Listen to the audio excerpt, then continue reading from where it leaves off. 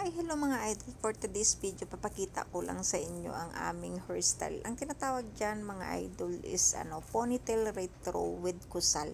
Ayan siya mga idol. So, sa tingin mo mga idol, diba parang easy lang siya gawin. Pero pag ka talaga, hindi ka professional hairstyle, hindi mo talaga magagawa yung ganyang mga idol, no? Yung ganyang hairstyle na ganyang paggawa. So, medyo mahirap siyang gawin mga idol kasi tingnan mo naman yung sistema, no? Actually, buhok ko yan mga idol, ayan. Kasi pinagawa ko dun sa isang kasama ko na hairstyle din, kaya gusto niyang gawing model mga idol, ayan. Kaya lagi naman ginagawa kasi ang buhok ko na model mga idol, ayan. Sana mga idol, no, ayan, nagustuhan nyo ang video kong ito. Ayan, thank you for watching mga idol. Follow for more. Bye-bye. God bless sa ating lahat mga idol. Ayan. Thank